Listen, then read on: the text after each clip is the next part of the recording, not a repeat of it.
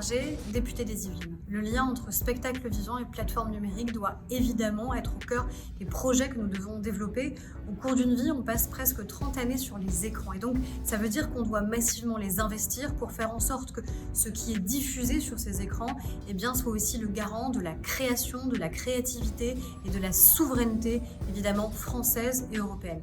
C'est à la fois la question du financement de la création, de l'avenir de la création pour amener vers la salle, mais aussi garantir que celles et ceux qui n'iront peut-être pas d'abord vers la salle, mais iront vers les plateformes numériques, ils trouvent des contenus français. C'est aussi l'enjeu majeur, le défi du métaverse que le président candidat a annoncé, la construction d'un métaverse européen souverain pour que nous ne soyons pas dépendants des Chinois, des Américains, mais pour que nous ayons enfin notre propre plateforme.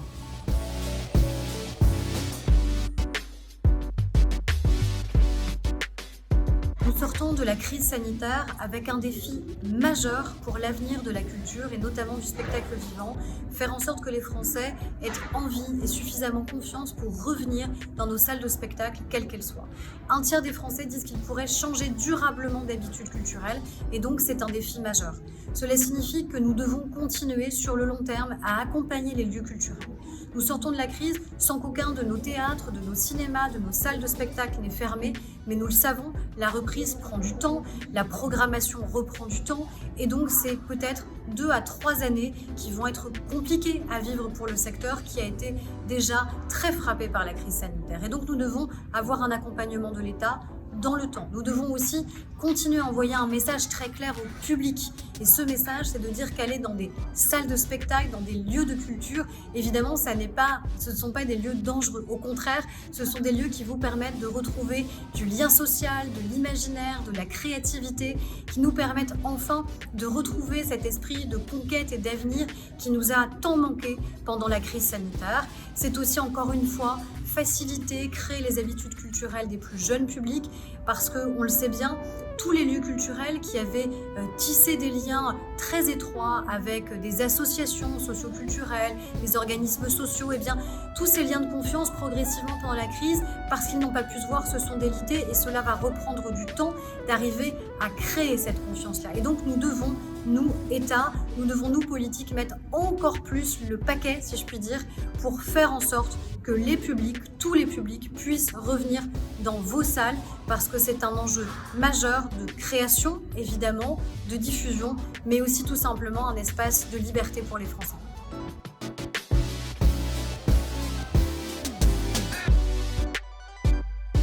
Le Centre national de la musique a été très longtemps attendu et espéré par les professionnels de la musique et c'était absolument nécessaire qu'il puisse naître. Et nous l'avons créé. C'était d'ailleurs une proposition de loi qui a permis la création du Centre national de la musique en octobre 2020. Notre défi aujourd'hui, alors que le CNM a démontré sa totale nécessité et efficacité pour vous accompagner les professionnels pendant la crise sanitaire, accompagner aussi les artistes, les créateurs, c'est sa pérennité. Et donc la pérennité de son financement. On le voit bien aujourd'hui, il n'est pas vraiment sur ses deux jambes, puisqu'il est d'abord financé par les taxes sur la billetterie. Mais donc ça veut dire qu'il y a tout un pan finalement qui ne contribue pas. Nous avons donc un enjeu majeur de concertation au sein du secteur pour trouver des leviers de financement pérennes après 2023. C'est un enjeu pour l'avenir du secteur, l'avenir des professionnels, parce que le CNM, ça doit être un lieu qui doit permettre de faire des études, de contribuer à définir ce que vous êtes et ce que vous allez être pendant les années à venir, accompagner la création, toutes les créations, toutes les musiques notamment, et je crois vraiment à la nécessité que nous avons eue de créer le CNM, mais cela n'aura de sens que s'il est pérenne et que si son financement est pérenne après 2023.